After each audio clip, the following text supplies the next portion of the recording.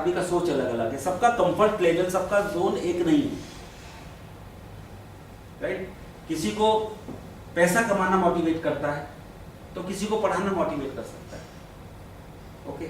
तो उसकी जो प्रकृति बनी हुई है, ये जो लास्ट बताया था, उसके हिसाब से, उसके कॉम्बिनेशन के हिसाब से जब उसको काम मिल जाता है तो समझ लीजिए उसकी नेचर और टैलेंट और वर्क उसके अंदर मैचिंग हो गया।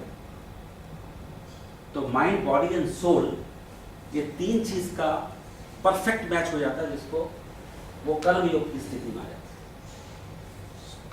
हाँ जी, थोड़ा इसको मैं समझना चाहूंगा सर। हाँ, बाद में समझा लेते हैं, ओके। इसके बाद ये स्लाइड ले लेंगे, ठीक है ना। वो अलग अलग गुण क्या क्या करते हैं वो सब बता। ओके। अब उन्होंने बोला a man who is in the stage of कर्म योगा इज सुपरलेटिवली क्रिएटिव। यहाँ सुपरलेटिव क्रिएटिव का मतलब ये नहीं है कि कंपैरिजन नहीं है, जो उसकी अपनी क्षमताएं हैं उसमें बेस्ट है। मतलब इनसे ज्यादा क्रिएटिव होगा या इनसे ज्यादा क्रिएटिव होगा उसकी बात नहीं कर रहे, अपने आप में उस लेवल पे जब ऐसा होगा तो सबसे ज्यादा क्रिएटिव होगा, ठीक है। He enjoys the happiness and eternal freedom। मन से काम कर रहा है, क्रिएटिविटी हमेशा प्लेजर देती है, ठीक है। और क्रिएटिव होना और अपना जो काम है उसके अंदर एंजॉय करना मीन्स जो प्रोसेस है वो हम एंजॉय कर रहे हैं, और यही जीवन का परम उद्देश्य, हैप्पीनेस, ओके। तो ये वाली बात बहुत बहुत बहुत बहुत समय पहले कृष्ण जी ने कही। अब धीरे धीरे जो भी साइकोलॉजी है या जो भी वेस्टर्न मैनेजमेंट थॉट्स हैं वो नज़दीक आ रहे हैं ओरिएंटल थॉट्स के। हम देख ही रहे हैं पूरी वेव अब आ रही है वर्क लाइफ बैलेंस। तो ये वाला काम जो उन्होंने कहा एक डिफरेंट तरीके से, ये वाला काम मॉडर्न साइकोलॉजी और बिहेवियरल साइंस कैसे कर रही है, वो कर रही है इसको talent alignment with the vocations through mind mapping. Mapping का मतलब है map, measuring approximate position, position of what, position of different faculties of mind, right. और इसका एक तरीका हम जानते हैं, साइकोमेट्रिक टेस्ट वगैरह सब वाकिफ हैं, ठीक है।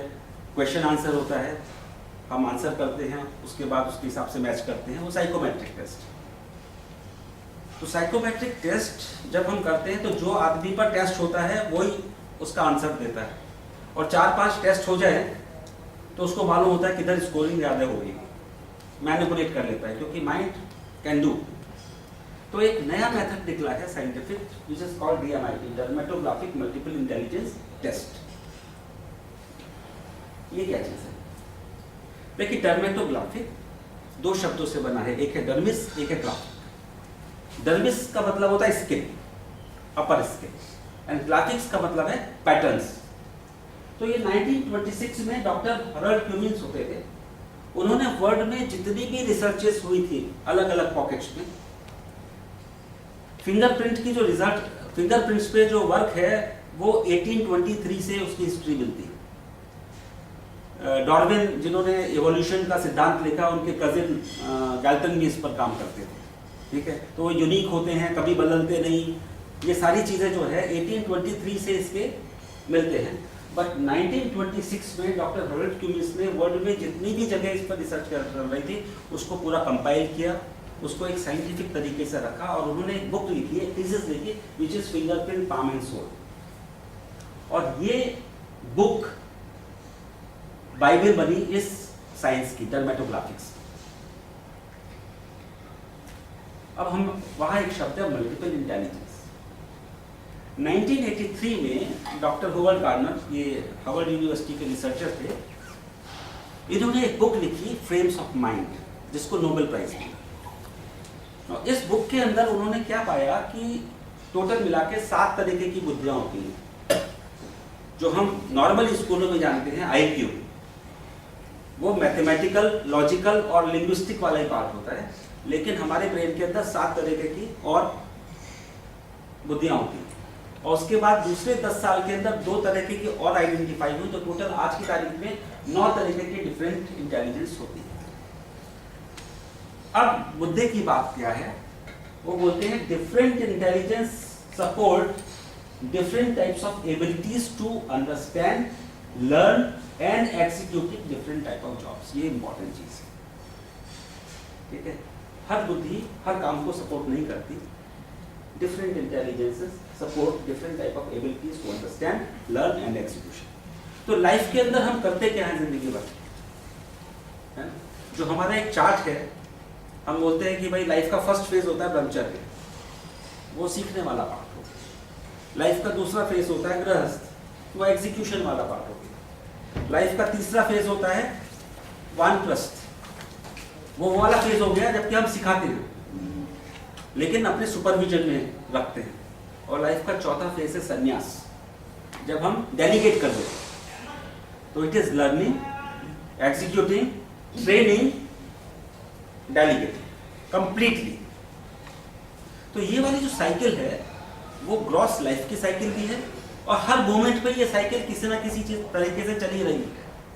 यदि ये साइकिल नहीं चलेगी, ये स्पाइरल नहीं चलेगा, तो हम आगे नहीं बढ़ेंगे, है ना। नया सीखा, डेलीगेट किया, नया सीखा, एग्जीक्यूट किया, ये चक्र चल ही रहा। तो अब ये कैनेडियन न्यूरोलॉजिस्ट है प्रोफेसर पेनफील्ड, इन्होंने ये रिसर्च किया कि डिफरेंट हमारे ब्रेन में 4 पार्ट होते हैं, frontal, parietal, temporal, occipital. Frontal यहाँ से लेके यहाँ तक, इसको प्री फ्रंटल बोलते हैं, इसको फ्रंटल बोलते हैं, राइट। उसके बाद ये जो ऊपर का पार्ट है इसको पैराइटल बोलते हैं, जो कानों के नजदीक वाला पार्ट है वो टेम्पोरल बोलते हैं, और ये पीछे जो ये वाला पार्ट है उसको ऑसिपिटल बोलते हैं, ओके। तो उन्होंने बताया कि हमारा जो लेफ्ट ब्रेन है, लेफ्ट साइड में जो ब्रेन है वो हमारे राइट साइड से वायर्ड है।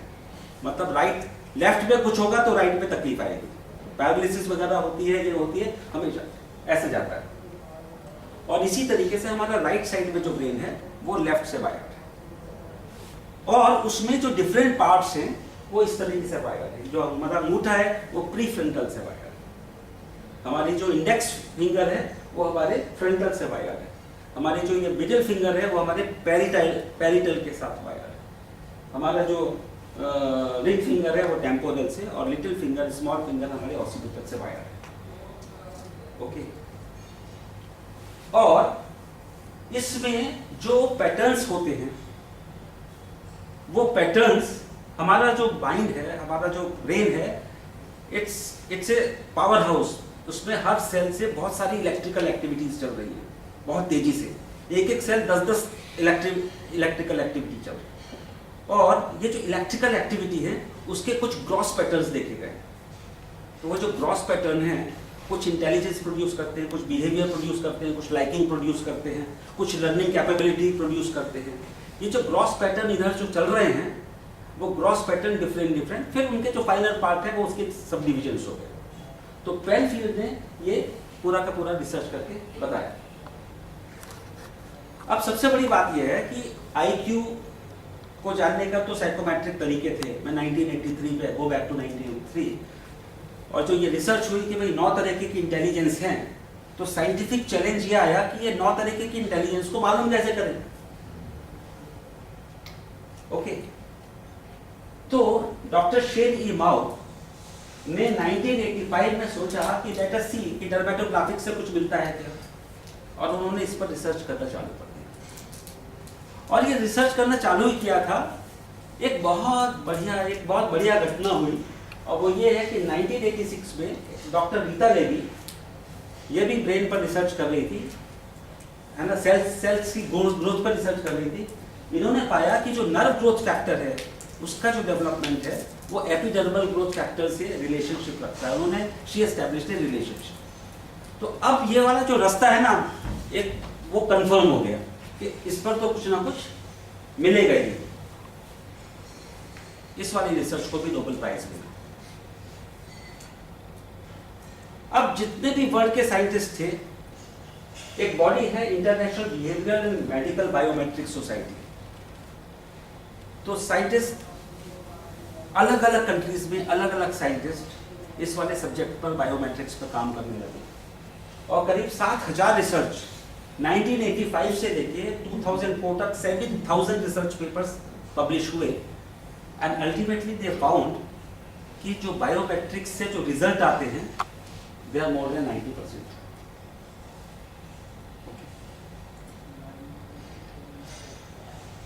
और डॉक्टर शेन ई माओ जो हार्वर्ड यूनिवर्सिटी की रिसर्चर है, शी हेल्स फ्रॉम मलेशिया, उन्होंने एक रिसर्च लैब खोली ADRC, एशियन डर्मेटोग्राफिक रिसर्च सेंटर, जो फिंगरप्रिंट, अब जो प्रोसेस है वो क्या है कि कंप्यूटर पर प्रोग्राम पड़ा हुआ है, हम स्कैनर पर फिंगरप्रिंट लेते हैं, 10 के 10 फिंगर्स का प्रिंट लेते हैं, उसके बाद एक फाइल बनती है और ये फाइल अल्टीमेटली जाती है एशियन डर्मेटोग्राफिक रिसर्च सेंटर में, जो वो एक रिपोर्ट प्रोड्यूस करते हैं जिसमें करीब 20 फैक्टर्स माइंड के आते हैं। हम अभी देखेंगे क्या क्या फैक्टर्स आते हैं। तो एक DMIT रिपोर्ट जो 10 फिंगरप्रिंट्स पे बनी हुई है वो क्या क्या देती है? Left brain right brain activity level. दूसरा वो देती है एक्टिविटी ऑफ 4 ब्रेन लोब्स। तीसरा वो देती है IQ, EQ, AQ, CQ, SQ, थोड़ा डिटेल में बताएंगे इसको। चौथा देती है learning sensitivity, grasp and decision making. फिर देती है personality type, dominant personality type, memory registration sensitivity, फिर learning mode and motivation, domains of mind, authority area, और 9 टाइप की इंटेलिजेंसेस। ये है logical, linguistic, intrapersonal, interpersonal, kinesthetic, visual, musical, naturalistic और existential, skill configuration, psychological drives.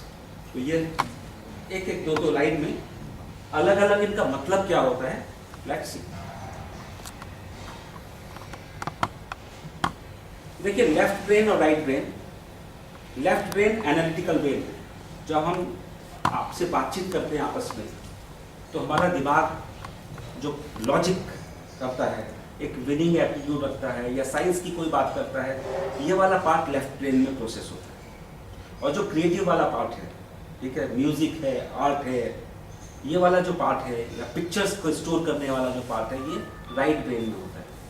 ठीक है, कभी भी हम कोई घटना, सपोज आपसे बोले कि भाई आपके 5 साल पहले जब आपकी शादी हुई थी तो कोई आपको इवेंट याद है, तो हमारे सामने क्या चीज़ आती है, उसकी पिक्चर आती है, फिर हम उस पिक्चर को एक्सप्लेन करते हैं। तो ये पिक्चर कहाँ स्टोर रहती है? राइट ब्रेन में स्टोर रहती है। राइट ब्रेन की जो कैपेसिटी है वो करीब 90% कैपेसिटी राइट ब्रेन की होती है, जो डल पड़ा रहता है। और हम लोग जो काम कर रहे हैं वो लेफ्ट ब्रेन से काम करते हैं मोस्टली, जो सिर्फ 10% है। उस 10% में भी उसका यूटिलाइजेशन 1-2% से ज़्यादा नहीं होता। ओके, तो इतना बड़ा पार्ट अनयूटिलाइज्ड रहता है हमारा।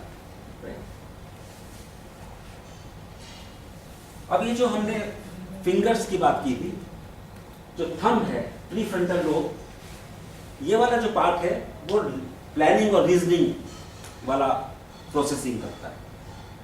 उसके बाद जो दूसरा वाला पार्ट है,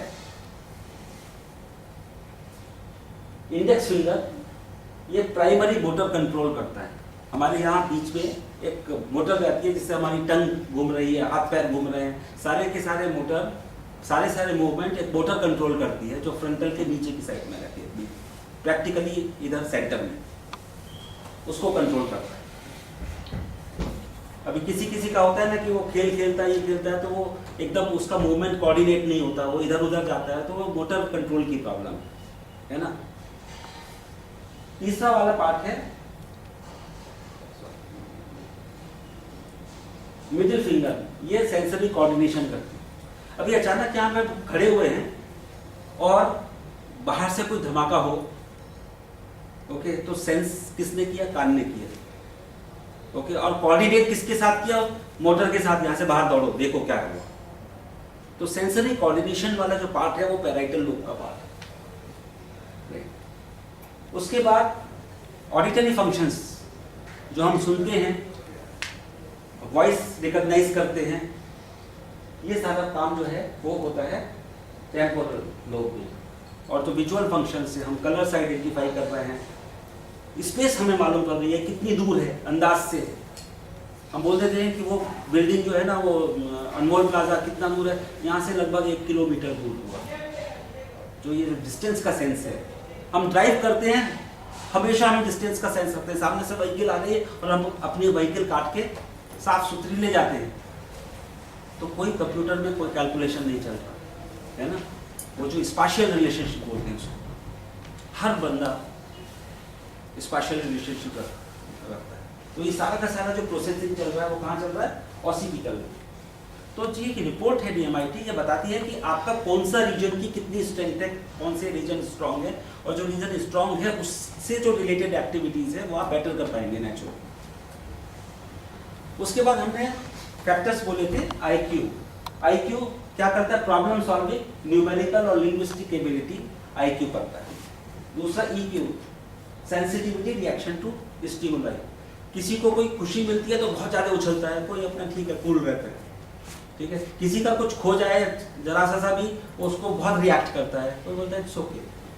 तो कोई भी स्टिमुलाई, कोई भी चीज जो बाहर से आती है उसका जो रिएक्शन है वो इमोशनल कोशेंट कवर करता है ना। हम जो बोलते हैं ना स्थित प्रज्ञ स्थिति होनी चाहिए, क्लिंटन बोला स्थित प्रज्ञता का मतलब इमोशनल कोशेंट को कंट्रोल करो, खुशी और गम दोनों में बराबर रहो, न्यूट्रल रहो, राइट। क्योंकि इमोशन अच्छा हो या खराब हो स्ट्रेस बिल्ड करता है हमारे सिस्टम पे, खुशी भी ब्लड प्रेशर बढ़ा देती है।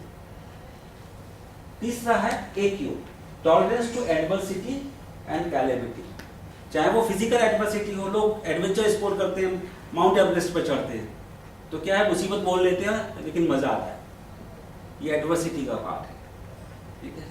कितने लोग नाइट शिफ्ट में काम करते हैं, नेचुरल जो साइकिल है उस साइकिल के अगेंस्ट में काम कर रहे हैं, उनका AQ अच्छा ही होना चाहिए, नहीं तो रात में जगना टॉलरेट नहीं कर पाएगा, ओके। CQ, क्रिएटिव सेंस, और SQ, selfless thinking intuition. SQ spirituality quotient, spirituality में क्या होता है कि हम अपने से बियॉन्ड सोचते हैं, है ना, हमारी थिंकिंग अपने की जगह सोसाइटी यूनिवर्स की तरफ जाती है, दैट इज स्पिरिचुअलिटी। सर्वे सुखिनः भवन्तु सर्वे सन्तु निरामया, जो सर्व वाली भावना है वो स्पिरिचुअलिटी क्रिएट करती है, ओके। तो इसका क्या लेवल है, ये सारे जितने भी आ रहे हैं वो इनबॉर्न प्लेटफॉर्म आ रहे हैं। एक चीज है हम इनबॉर्न क्या लेके आए हैं, दूसरा हम सीख क्या रहे हैं। तो हम जो भी बात कर रहे हैं वो यहाँ पर एक्वायर्ड की बात नहीं कर रहे, हम इनबॉर्न की बात कर रहे हैं। फिर ये देती है learning sensitivity, grasp and decision quickness, कि आप कितनी तेजी से समझते हैं किसी चीज, किसी को एक बार बोल दिया समझ में आ जाता है, किसी को 2-3 बार समझाना पड़ता है, ओके। ये वाला पार्ट भी वो बताती है कितना रिपीटिशन की जरूरत है। कोई तुरंत डिसीजन ले लेते हैं, कोई थोड़ा सा सोच के दूसरे लोगों से डिस्कस करके ऐसा करके डिसीजन लेता है, ठीक है। तो नेचुरली यदि डिसीजन ग्रास्प अच्छा है और डिसीजन मेकिंग फास्ट है तो आप ज़्यादा वॉल्यूम हैंडल कर सकते हैं। कितनी बार होता है सरकारी दफ्तर में जाते हैं ना तो आपके पास इतनी फाइलें रखी रहती है, डिसीजन ही नहीं होता। या प्राइवेट सेक्टर में भी आपने कितनी बार देखा होगा कि बॉस है वो सारे मैनेजर्स को बुला रखा है, वो अपने काम में बिजी है, मैनेजर्स बाहर बैठे हुए, कम से कम मेरी रैनबैक्सी में तो काफी हो सकता है, ओके। क्योंकि डिसीजन कंट्रोल में तो कर रखा है लेकिन उसकी जो प्रोसेसिंग है वो फास्ट नहीं है, ना डेलीगेट कर पा रहे हैं ना ले पा रहे हैं। तो अल्टीमेटली क्या है कि अपनी टीम को बाहर बैठा रखा है, तो ये तो मैन पावर वेस्ट हुई, ओके। तो कहने का मतलब है ये वाला लेवल, यदि आपको किसी को हायर पोजीशन में ले जाना है जहां he has to take lot of decision, उसकी ग्रास्प भी अच्छी होनी चाहिए, डिसीजन मेकिंग कैपेबिलिटी भी अच्छी होनी चाहिए, तब वो वर्क को खींच पाएगा, नहीं तो नहीं खींच पाएगा। अभी ये है पर्सनैलिटी टाइप। पर्सनैलिटी टाइप में ये 1920 में रिसर्च हुई थी कि 4 मेन पर्सनैलिटी होती है, हर आदमी थोड़ा कॉम्बिनेशन होता है बट 4 मेन होती है। जो रेड टाइप के पर्सनैलिटीज बता रखे हैं वो डोमिनेंट रहते हैं, ऑटोक्रेटिक रहते हैं, अथॉरिटेटिव रहते हैं, बहुत एम्बिशियस रहते हैं, अपने रिसोर्सेज से कहीं ज़्यादा एम्बिशन रखते हैं, at the same time opposition ज़्यादा टॉलरेट नहीं करते, है ना। हमारे मोदी साहब काफ़ी टिपिकल एग्जाम्पल हैं रेड पर्सनैलिटी के, ओके। तो ये लोग कैसे सेटअप में अच्छे रहेंगे जहाँ पे वर्टिकल सेटअप है, आपके नीचे और आपके नीचे और आपके नीचे और, या आप स्किल्ड हैं और आपको जो वर्क फोर्स है वो एकदम बोलते हैं ना एक रामचंद्र बाकी सब बंदर, यदि आपका ऐसा सेटअप है तो आपको ऐसा होना पड़ेगा, ऐसे मैनेजर ज़्यादा सक्सेसफुल होंगे। दूसरे ग्रीन पर्सनैलिटी, फ्री माइंडेड, ये out of the box thinkers रहते हैं। जिस एक ही चीज को जैसे ज्यादातर लोग व्यू करते हैं, ये उसी चीज को एक डिफरेंट पर्सपेक्टिव से सोच लेते हैं। ये टेबल टर्नर्स होते हैं, राइट। जनरल मोटर्स की स्टोरी आपने सुनी होगी, किस तरीके से एक एग्जीक्यूटिव ने पूरा का पूरा चेंज कर दिया। ओके, ये अपनी जो रॉयल एनफील्ड है वो सिक पड़ी हुई थी, एक यंग मैनेजर ने उसको पूरा सीईओ ने उसको चेंज कर दिया। तो ये कुछ अलग तरीके से सोचते हैं, चाहे वो समाज के बारे में है ना, नेल्सन मंडेला, गांधी, ये इस टाइप के कुछ एकदम हट कर, ये लॉन्ग टर्म टारगेट्स ले सकते हैं। ये उसके लिए उस टारगेट को पूरा करने के लिए बहुत ज़्यादा फिजिकल लेवल पे पेन्स भी ले सकते हैं। ग्रीन पर्सनैलिटीज बहुत कम होते हैं। Blue personalities are team builders, cooperative, credit sharing, है ना, जो हम मीटिंग्स करते हैं, आपस में बातचीत करते हैं, सलाह मशवरा करते हैं। इस तरीके की जो पर्सनैलिटी है वो ब्लू है। सबसे ज़्यादा लोग ब्लू होते हैं फॉर्चुनेटली। और gold personalities are quality producers, perfectionist. इनको जो भी काम खुद प्रोड्यूस कर रहे हैं या इनके एक्सपेक्टेशंस एकदम परफेक्शन वाले एक्सपेक्टेशंस रहते हैं। हाँ, तो जहाँ भी बहुत हाई वैल्यू एडेड काम है, जहाँ वॉल्यूम्स की जगह हमको क्वालिटी में जाना है, तो ये पर्सनैलिटी वर्क करती है। प्रिसीजन इंजीनियरिंग का जो इंजीनियरिंग हेड होना चाहिए वो ऐसा होना चाहिए, चलाएगा नहीं कुछ भी, चाहिए तो चाहिए। ओके, तो इस टाइप का। अब ये मेमोरी रजिस्टर सेंसिटिविटी, हम जो कुछ भी हमारे अंदर इनपुट आते हैं वो या तो आँख से आता है या कान से आता है ना, या हमारी जो टच वाली चीज़ें हैं स्किन से आता है, काइनेस्थेटिक्स बोलते हैं। चाहे वो हम नाक से कोई चीज़ सूंघें, चाहे हम टच करें, चाहे हम टेस्ट करें, मतलब मसल्स के थ्रू आता है। तो अलग अलग लोगों की जो रजिस्ट्रेशन, मेमोरी में जो रजिस्ट्रेशन करने का जो प्रमाण है वो अलग अलग है। ओके, तो ये चीज़ जो है हेल्प करती है कि आदमी को सिखाया कैसे जाए। फिर ये लर्निंग मोड एंड मोटिवेशन में कुछ लोग अफेक्टिव होते हैं, मतलब इमोशनल होते हैं। यदि कोई भी चीज़ उनको बहुत प्यार मोहब्बत से कही जाए तो उसको एक्सेप्ट कर लेते हैं, वहाँ पे उनका मोटिवेशन रहता है। दूसरे रिफ्लेक्टिव होते हैं, जब तक उनको सारा का सारा जैसे एक प्रोजेक्ट रिपोर्ट देते हैं ना, नफ़ा नुकसान पूरा नहीं बताया जाए और जब तक उसको कन्विंस नहीं हो कि मेरा इसमें फ़ायदा ये है, तब तक वो काम नहीं करेगा, कितना प्यार से कुछ कर लो उसको। ओके, लेकिन यदि आपने रैशनल उसको बता दिया और उसको समझ में आ गया तो उसके साथ फॉलोअप करने की कोई ज़रूरत नहीं है। अफेक्टिव लोगों के साथ फॉलोअप ये ट्रैक मिस करते हैं, जो अपने जो इतने जो टाइम मैनेजमेंट के जो सेमिनार्स करते हैं या इतना जो करते हैं, ये अफेक्टिव 70% लोग दुनिया में अफेक्टिव हैं। और हमारी जो टेंडेंसी होती है माइंड फ्लाई कर जाता है, ये करते करते उधर चला जाता है, तो उनको ट्रैक पर रखने के लिए कंटिन्यूअस जरूरत पड़ती है। ओके, कॉग्निटिव सेल्स वाले बंदों को इसमें डाल सकते हैं, रिफ्लेक्टिव बोल सकते हैं नहीं, रिफ्लेक्टिव में सेल्स वाला, स्ट्रैटेजी प्लानिंग वगैरह में रिफ्लेक्टिव वाले अच्छे। सेल में मुझे इंसेंटिव मिलेगा नहीं, अफेक्टिव इमोशन, उसको हायर इमोशन लेवल पे, मतलब जो हम सेल्स वाला बंदा है, यदि वो उसको मालूम है कि मुझे ये चाहिए और वो उसका गोल हो गया, तो उसको अचीव करने के लिए करते हैं।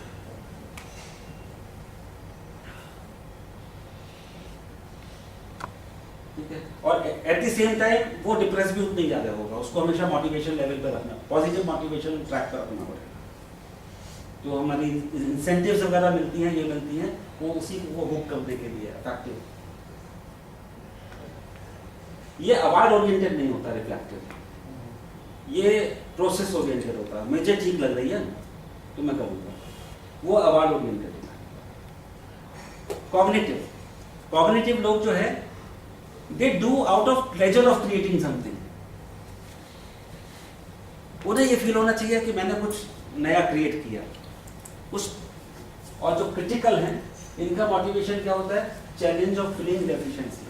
ये क्रिटिकल बंदे जो हैं, जब कोई भी चीज़ इनके सामने रखो तो वो उसकी अच्छाई क्या है समझेंगे, एट द सेम टाइम उसमें क्या कमी है वो भी साथ में देखेंगे, तो उनका मोटिवेशन उस कमी को पूरा करने में होता है।